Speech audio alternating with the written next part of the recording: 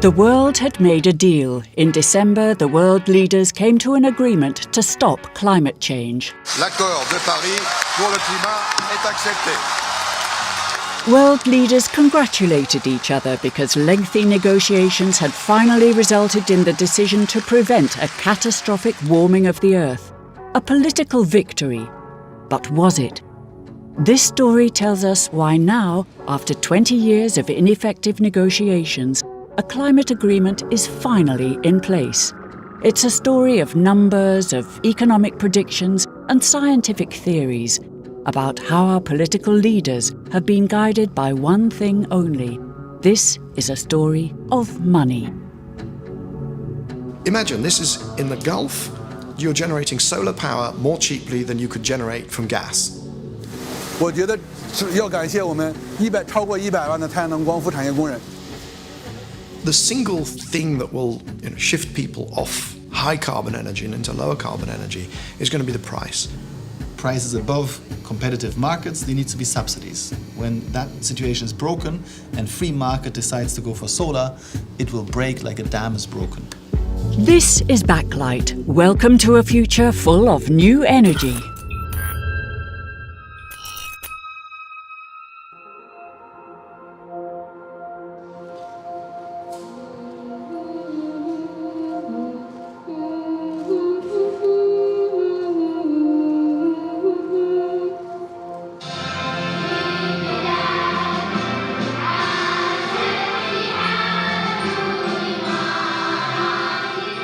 The ink on the climate agreement had hardly dried when in January, the yearly World Future Energy Summit took place. In Abu Dhabi, world leaders, investors and businessmen assembled to talk about energy. Your Highness Sheikh Mohammed bin Zayed bin Sultan Al Nahyan, ladies and gentlemen. But they didn't just talk about the climate agreement. The main topic was what had happened to the price of sustainable energy. We have made a good start. There has been remarkable progress on many fronts. The fall in prices for renewable energy, especially solar energy, and the emergence of new business models are bringing sustainable energy within reach.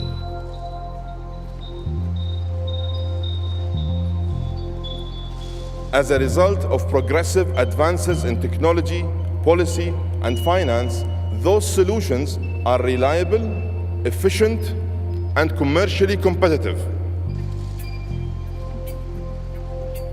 We are seeing sustainable and clean technologies ramping up across all geographies, all industries, and in the most unusual places. Last year, while all eyes were on the Paris climate negotiations, just outside Dubai in the United Arab Emirates, history was being made.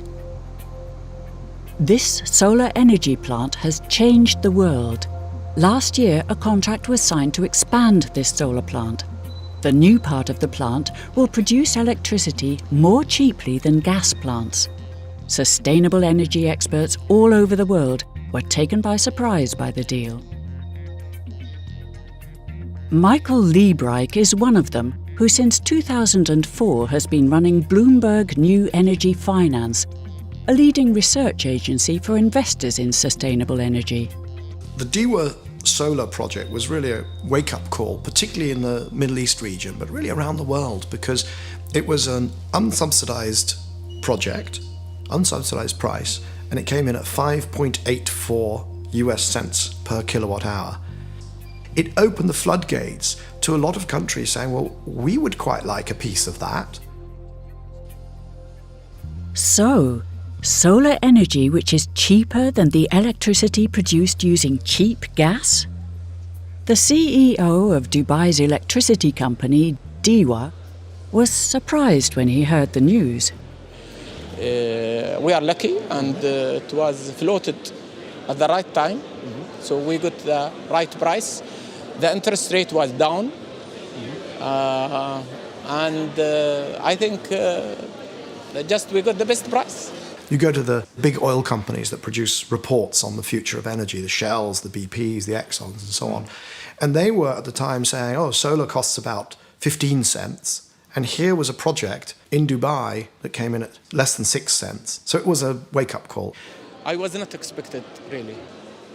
I was here. Then I've been informed that the tender were open. And I see Mr. The Secretary General of ARENA. He told me, Said, you are a benchmark in renewable. I said, what? Because, we are very transparent. We put the prices on our website. And he said he received 300 articles, about this price. So we are very pleased about the result and about this achievement. Imagine this is in the Gulf. You're generating solar power more cheaply than you could generate from gas. It changes everything.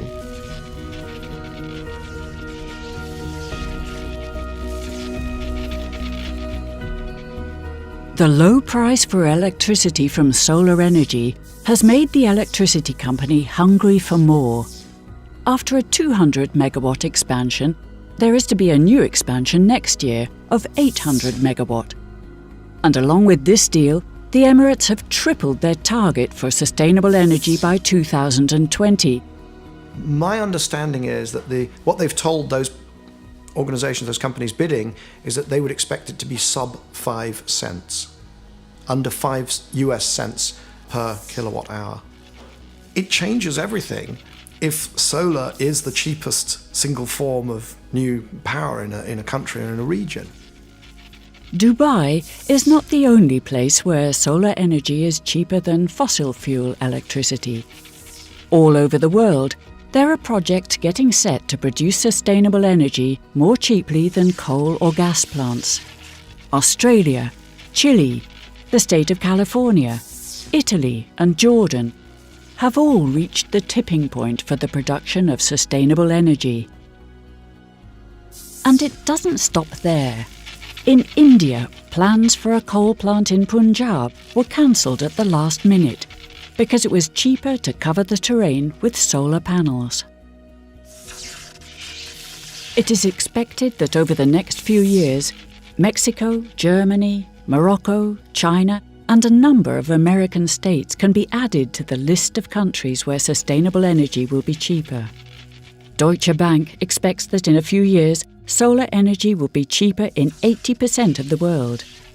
Mike Eckhart of Citibank, who's been active in the field of sustainable energy for 40 years, is not surprised. All of this is very predictable if you know manufacturing economics, and all of my team in those days were engineers with MBAs, so they knew how to run these estimates. All this has been very predictable, actually. And the 70s was the beginning of all this, and I picked it up right at the beginning. But it's been driven really by the cost effectiveness of renewable energy, particularly renewable electricity, is what we're talking about. Just in these last 3 to 5 years, particularly 5 years, the cost of solar cells has dropped tremendously. Today, even though there are many incentives, many subsidies, many encouragements to use renewable energy, it's actually become cost competitive on its own, even without those. So it's good to have those, but this is a very big success happening right now.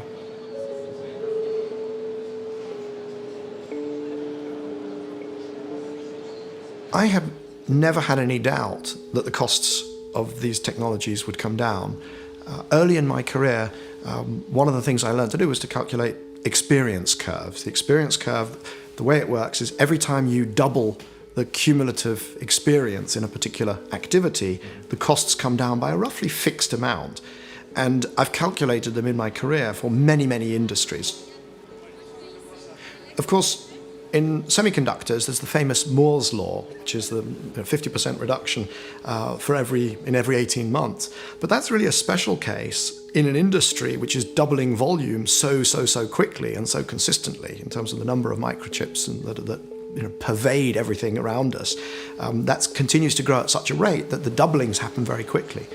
It's the same with whether it's the solar cells and panels or whether it's the inverters, or whether it's the software that you use to control it. Also, the wind turbines, there's a lot of steel and concrete involved, and that doesn't go down in cost quite as fast. But all of the wind-specific components, all the software that manages it, the blades, which are very specific, etc., that's all coming down in cost on these very consistent experience curves. The destination, that sense of inevitability, you have no doubt, because it's just wait and then you'll reach that tipping point.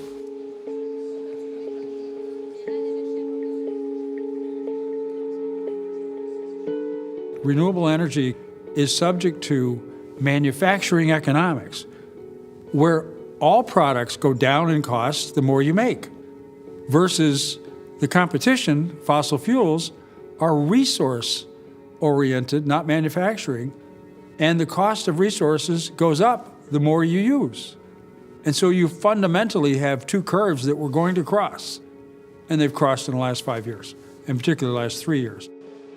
And so I've had a smile on my face for 20 years. And I knew this was going to be a big winner. If you really got into the numbers. And this, I said, this is unstoppable. I saw this coming, and it's just fantastic to be here now and to see it happening.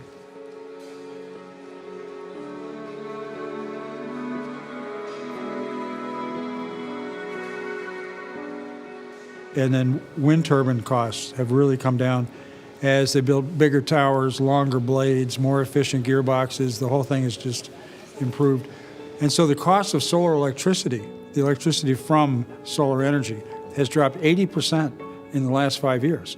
The cost of wind electricity has dropped 50% in the last 5 years. So in both cases, the electricity from wind and solar has come into economic competitiveness, finally. To save us from climate change, the world needs to switch to sustainable energy. It is doable, but only if the energy becomes really cheap. There is one country where they have understood the urgency: China. There was the rise of a hugely important issue in China, which is air pollution in the cities. That is really a catastrophic situation, and hundreds of thousands of people's lives being blighted.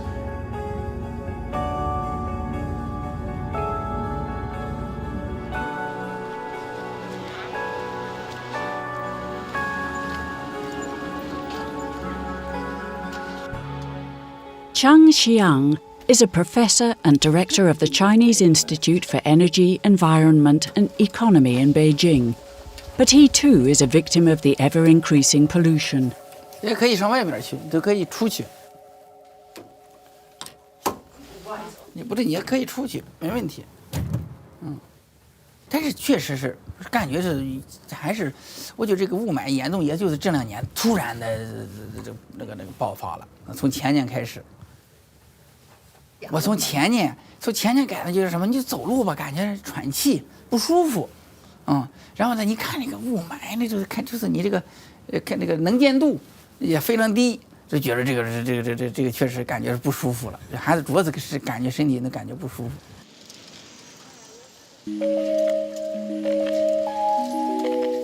Most countries try to further the use of sustainable energy with a few subsidies here and there, but not China. Determined to take some major steps, China came up with a cunning plan to produce lots of solar panels and wind turbines. 实际上是我们太阳能起步呢，是从98年开始起步的，然后2003年的时候，我们做的第一个项目，年产只有3兆瓦，现在呢，我们是年产达到4个吉瓦左右，相当于过去4年的产量，这就是从规模上的一个变化。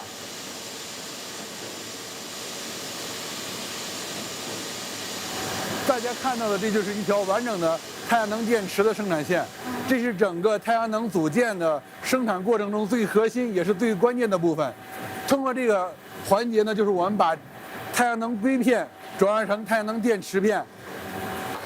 这样的线我们有30多条，所以说其实很小的一部分。 Well, it's their plan. The Chinese Communist Party as a 100-year plan. They set a plan where they would drive their economic growth with low-cost, coal-fired power to get wealthy. And then they would use their wealth to clean it up with clean energy. And so, whereas the Chinese seemed like they were terrible people, they were actually implementing a plan knowingly that unfortunately they would be damaging the environment, but they bet that they would make such wealth they could then clean it up. They have goals like last year they had a goal for 2020 of 100 gigawatts of solar PV and 200 gigawatts of wind by 2020. And this is a plan they gave in 2014. Well, they updated that plan this year. They normally don't do that. It's every 5 years. But they did a one-year update, increasing both of them by 50 gigawatts. I mean, the U.S. has 8 gigawatts installed, right? And they're installing at 18 gigawatts a year. And, oh, my God, this is fantastic what they're doing. And 250 gigawatts of wind by 2020. No, they're getting more aggressive with the plan because they see they can do it.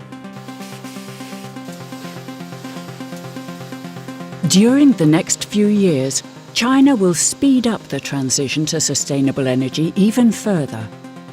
But what's going on here?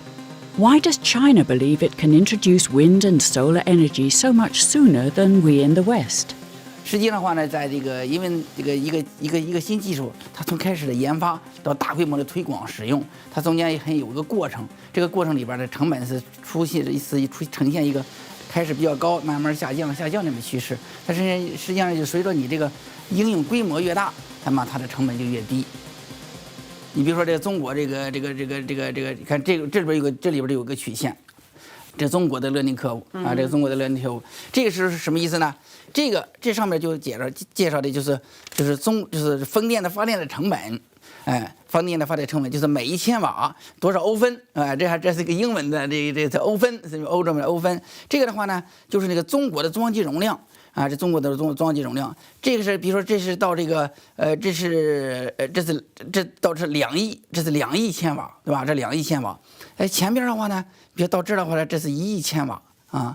再往前边点的时候，实际上你看明显的下降了。实际上就是说呢，什么意思呢？在中国的装机在这个在5000万千瓦的时候啊，它就下降了很快了啊，就可以发现很快了。将来，但是呢，在未来的话呢，这会儿下降的非常快。但是你到这个，比如说达到中国的这个装机容量达到2亿的时候，它下降的就开始就比较这趋势比较缓慢了。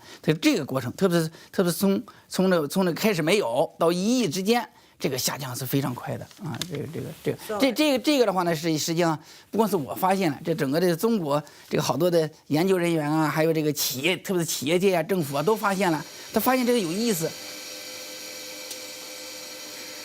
这一步能够实现的如此之快，能够到来的如此之快，能够使这些产品呢，很快的、真正的应用到了我们普通老百姓的生活之中。就在目前你居住的北京。就有很多的个人用户已经安装上了这种太阳能光伏发电系统。这政府都希望这个learning curve can happen as early as possible， 他希望它早点出现，而且这learning curve的话，这就很早的就下来，这样的话呢，可以有大规模的那个利用。它实际上这些措施都是希望的话呢，能够在很短的时间内，就是这个成本会降下来。他希望是这样，这是他这个目标。其实它就是一个数字。对，是这么简单的。你必须得，我们当代人，特别是在开始的时候，特别是在初始阶段，你必须有一些成本，你收着配。但是最后来这个以后的这个 return 它是非常高的但是开始愿不愿意投资呢？这里边有个问题。中国这个体制觉得，中国这个特殊体制觉得这个事应该这么做啊，他就投了。他就投了，他就没有那么多的那个 debate， 没有那么多 debate 的。你像我知道你像在你们荷兰了，要提高电力附加费啊，交税啊，那你得上到议会里边去，的 Congress debate 去，对不对呀？那很难，在中国不需要。中国人他也许他的特点就是会长期的考虑。因为中国政府一般的是要制定当前的政策，要看。从长远看，他不是光看这几年，这是非常，这也是跟西方不一样的。因为你西方的政府，国内就是这个 term 就是当前这几届，这几年的关系，那中国政府因为他这个老是不换。I think the world should thank China for scaling up aggressively. If it was subsidizing that scale up, then that's the use of Chinese funds, and we should thank them for it. We should also thank the Germans, because they spent an enormous amount, tens if not hundreds of billions of euros, and that was the seed funding that justified those decisions over in China. 中国的太阳能电池产品更具有竞争力，我觉得是要感谢我们超过100万的太阳能光伏产业工人。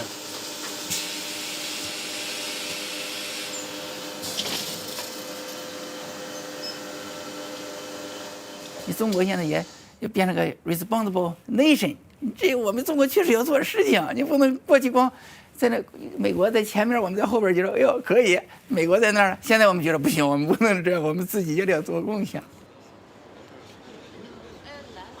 Because of the scale-up in production and the rapidly falling prices of wind and solar energy, the world of the big investors is beginning to turn its attention to what used to be called alternative energy.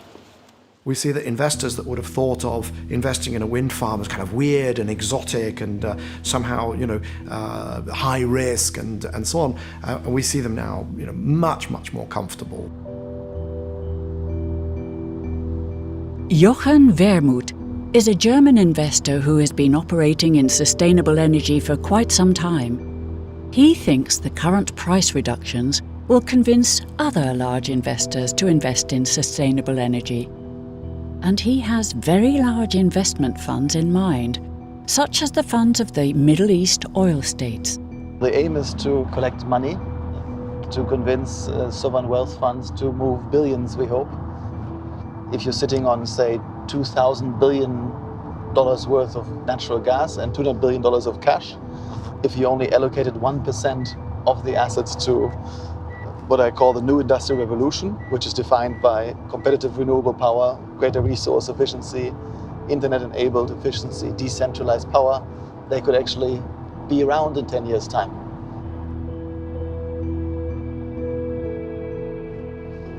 All you see here is a joke. Everything, yeah. The tourism, the airline, everything disappears when oil disappears because it's too expensive to bring the food here, to heat to cool the place. And they could be a leader in the new industrial revolution if they switch, but they have a very limited time horizon. Because in 5 years' time, all of their reserves have gone, and they haven't built the new reserves, new base of revenue, then they're gone. For example, Saudi Arabia, with $600 billion reserves, $60 billion deficit, in 10 years' time they're broke. So if they don't switch, they may lose their future. So one sheikh taking one positive decision, that would be a great signal. 2003, he came with then Minister of the Environment, Gabriel, was just here as well, and he said, you got to change to renewable, and they thought, you're just totally crazy, it's 800 cents per kilowatt hour, you're completely crazy. Now you come back and say, sorry, it's now actually cheaper than oil, and say, yeah, oh, maybe you're right. So it's a much easier story.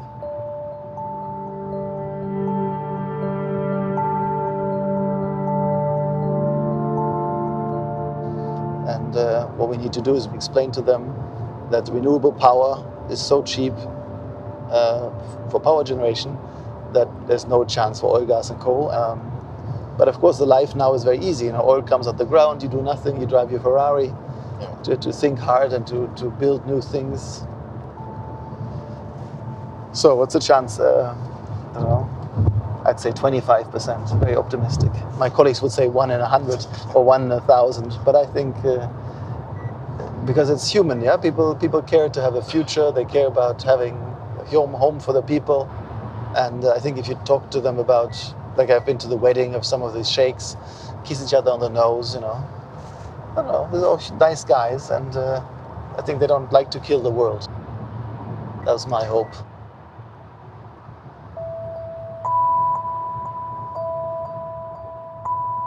There are people like Fahad Al-Altiyah from Qatar who studied the sustainability and came to the conclusion that only if they move to 100% renewable power to create as much desalinated water as they need to feed themselves, then they will be sustainable. If not, this is These are castles in the sand and everything here will disappear.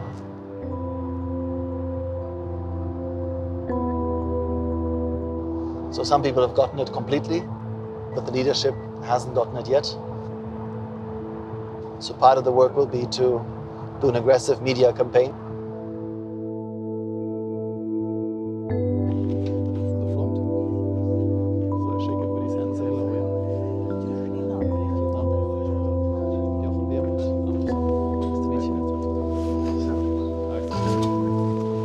Thank you for coming. The world has changed dramatically. I've been investing in renewable power since 2000, and last year was the year when the price of renewables fell below the price of coal, oil and gas. And as a result, the whole world we live in is about to change drastically. That's a shocking news that appeared in last October when there was an open tender for the power for Dubai and was won by Diva power plant at 5.65 cents per kilowatt hour. Oil would have to fall to $10 a barrel to compete with this price of solar. 15 years ago, it was 100 times more expensive to get power from solar. So all these 15 years, there had to be subsidies for anybody in their right mind to put a solar panel on the roof. Now, in Germany, I ask myself, do I pay 20 cents to the government? Or do I put a panel on my roof for 9 cents a kilowatt hour, plus a battery in the basement for 5 cents a kilowatt hour, and I'm free of the government? ايه البدائل وايه التخوف على دول الخليج في المرحله القادمه؟ هل في تخوف من الاحتباس الحراري؟ هل لازم نتجه للطاقه البديله او الطاقه المتجدده ونبعد عن الغاز والنفط الى حد ما؟ هل لازم يكون في صناعات تحويليه حقيقيه على ارض الواقع؟ So my recommendation to the Middle East is become part of the solution. Invest heavily in companies in Europe that have the solution to provide cheap and resource-efficient production sources. What funds have you got under management? So under asset management, we have 200 million and advise 5 billion. And what have you averaged for the funds? 30% at the moment. Long-short strategy has averaged 25% per annum over the last decade. And what are you short? You short the non-renewables, I presume. Exactly. Okay. So we've been able to make a lot of money and do a lot of good in the world.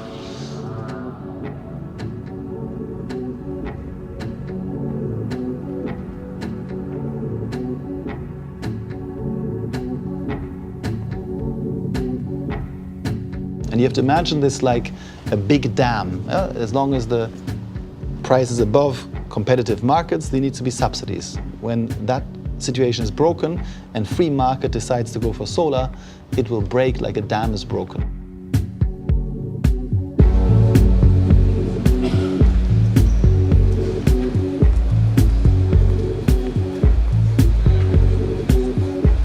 That transition from the incumbents in energy also enables social shifts, which are really long overdue. The energy industry is probably the most macho and socially backwards and corruption-ridden industry in the world. That's not even a controversial statement. That you could prove that just by reading a newspaper. This reduction in the price of sustainable energy is causing the reshuffling of many a deck all over the world. New major investors are seeing solar panels and wind turbines in a different light. I used to hear a lot about how, in theory, investor X or bank Y would love to invest in clean energy, but it was so risky. It was too risky. And obviously I was looking at it and thinking, well, the technology's not risky, and it might be a bit more windy, less windy, more sunny, less sunny, but you can deal with that. There's statistics, there's weather forecasting, there's insurance and so on. And it always struck me as an oddity because those same investors would wake up owning a big chunk of BP after the Macondo spill, or they'd wake up owning a big chunk of TEPCO after the Fukushima accident. And they didn't seem to see that what they were actually doing was much more risky than investing in clean energy. The single most important thing that changed it was Warren Buffett in the US started to invest in wind and solar. He didn't invest in technology, he just bought projects.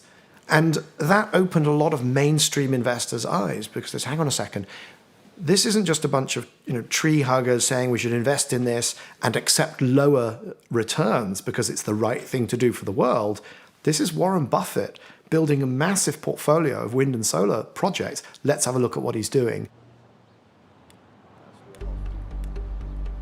Now that the tipping point for sustainable energy has been reached, the big bucks of investors, such as pension funds, are flowing towards sustainable energy.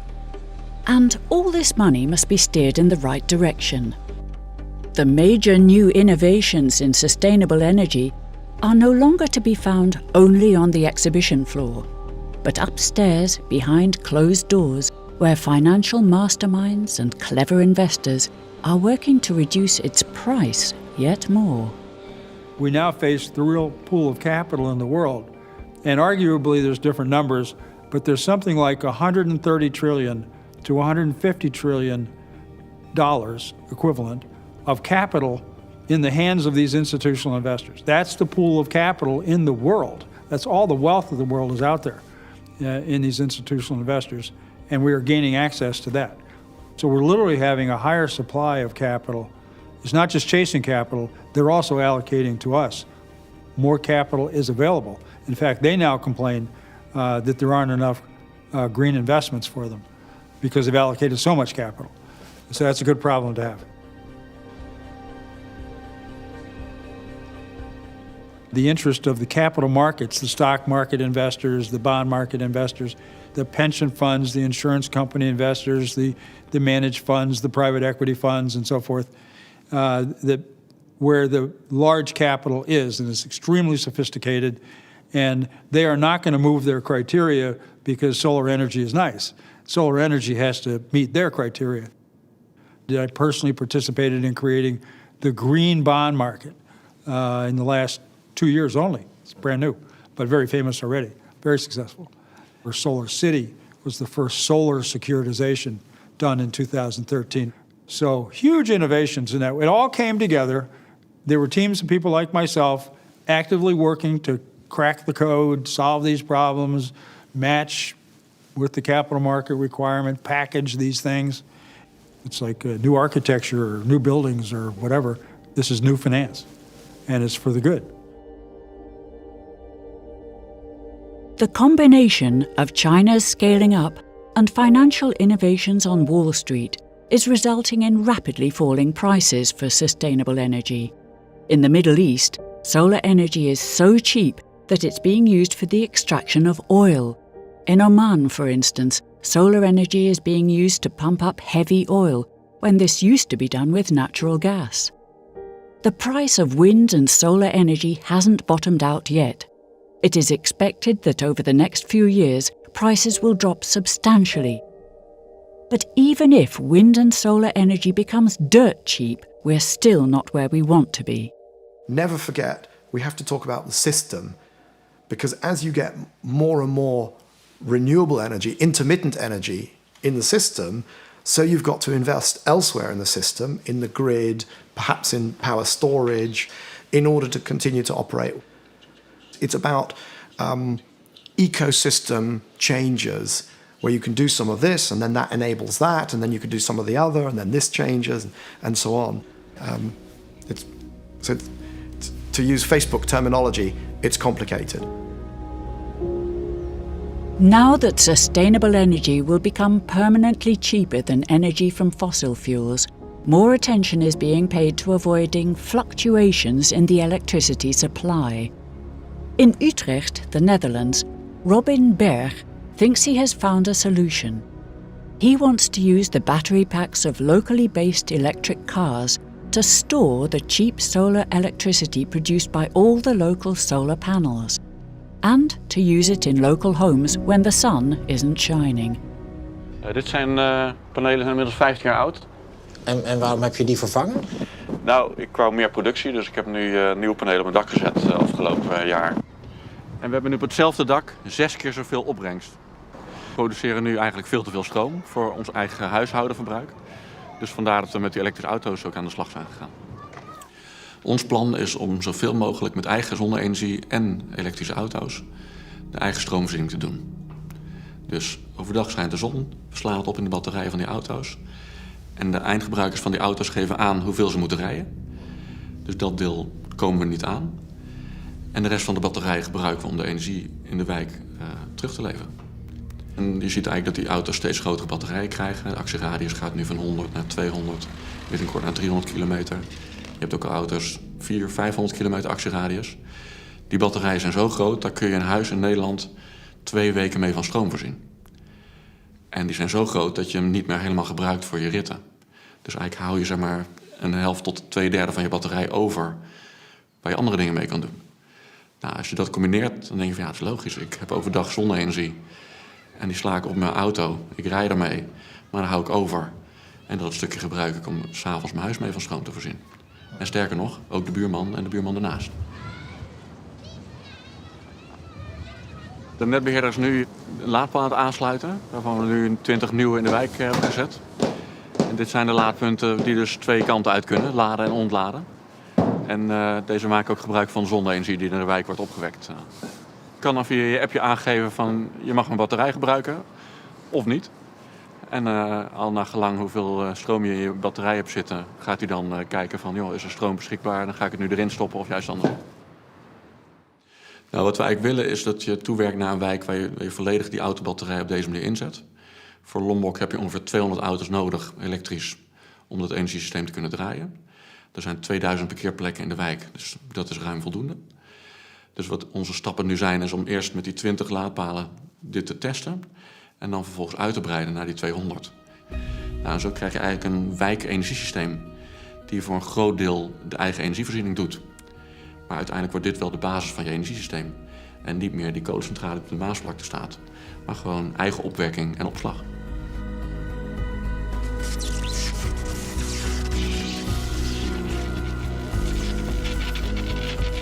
This new energy system in Utrecht is a first in Europe.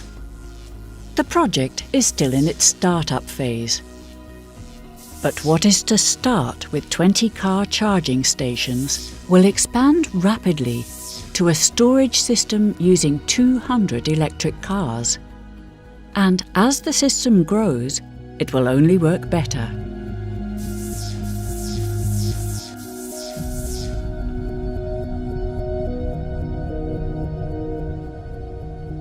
Door het samen te doen ga je elkaar helpen en kun je het systeem afmaken.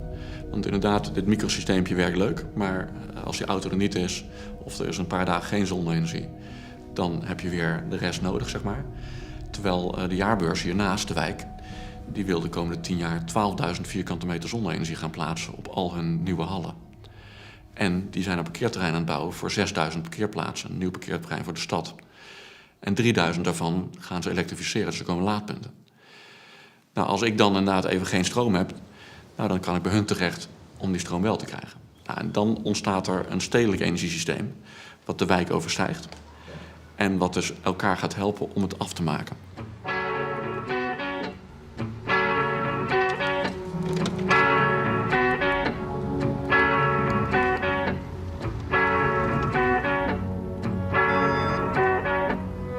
Now that the prices of solar panels and wind turbines are less of a problem, more emphasis is being placed on finding solutions to deal with the fluctuations in electricity production. But here on El Hierro, the smallest of the Canary Islands, they have solved the problem already.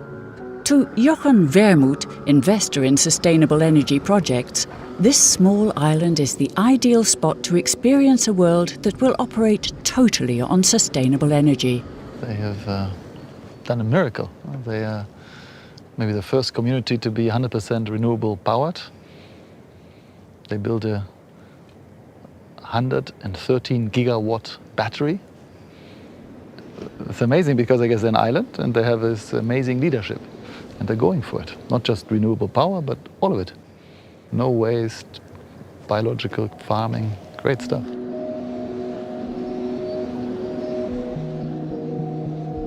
How are you? Fine. Okay. So we have a wonderful view here. The island has come up with a clever way of storing excess energy. They use a lake at the top of a mountain and a water reservoir at the bottom. When there isn't enough wind, they drain the lake into the reservoir, thus generating electricity. This is very important for the island, not only for the electricity, but even for the supply of water. If this reservoir is full, we are able to have energy for 4 days without wind.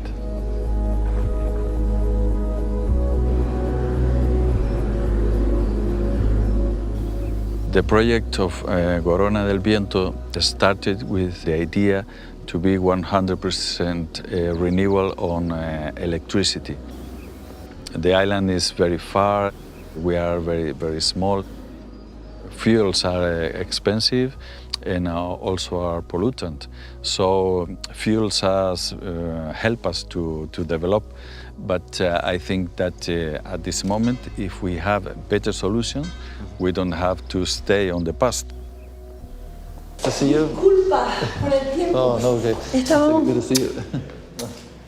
Que hacían que el proyecto del hierro fuera siempre lo dibujaran como una utopía, porque desde una isla pequeña que partía de capital cero era imposible conseguir inversores que pudieran además otorgar al proyecto el carácter de público, que para nosotros era fundamental, como una fuente de no solamente de girar y cambiar nuestro modelo, sino también de otorgar la posibilidad de que fuera una fuente de ingresos segura para la ciudadanía en el hierro.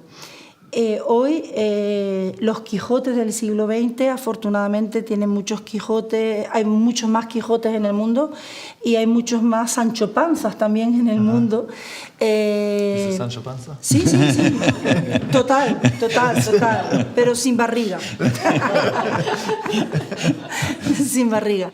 I think when Columbus was here, it was the end of the world, but also the beginning. No, he was on the way to the new world.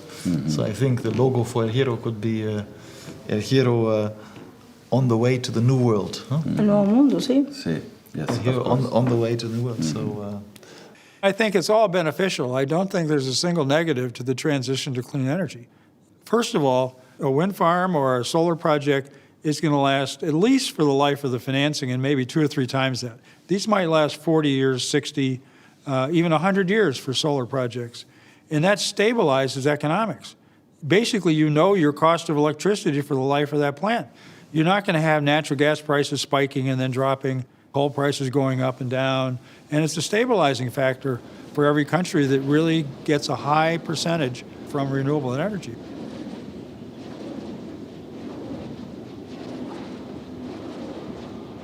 The more energy we produce from renewable energy is money that stays on the island. Because if we don't have to pay for gas or fuels that came from outside, the money stays on the island. Every step we made, we have looked for others' experience. Yeah. What someone has made on wind, what any other place has made on waste or on organic agriculture. And so we took inspiration from them and adapt to the conditions of the island. And now you can export your inspiration to the world. You can make the whole world renewable like this. Super. A bit more solar, a bit electric cars, and you're perfectly independent, huh? I do sense that the forces that act towards a geopolitical destabilization and violence are lessened the more we put in clean and renewable energy. It doesn't take it away, but it diminishes it, reduces it. So more stable economy and maybe more peace. I do sense that that's a possibility. If you say you can produce clean energy, you can save money, you can create employments for you or for your family. All of that are advantages that they can touch, they can see. That's the strategy we must use. There's a tipping point, and you see this also particularly with solar rooftops. So once you get a lot of homeowners who have them, it's very much more difficult for a politician to to say, this is all alternative and silly and it's not mainstream and it's never going to work and so on, because more and more people have the technology and it does work and it does reduce their bills, and they expect their politicians to be on board. We feel happy when we see that the sea is a little bit rough. Before we was asking for calms for go fishing, but now every weather has its advantage. It's totally humbling and ridiculous that we are in a place where people are, they didn't have electricity in '82. They are driving cars for 10,000 euros. Wherever you go, they give you bananas for free or food for free or unpretentious. And they're way ahead of us, way ahead of us. And they are committed because they know for the future of their children, the island, we need to do something. If these guys can do it, we can do it.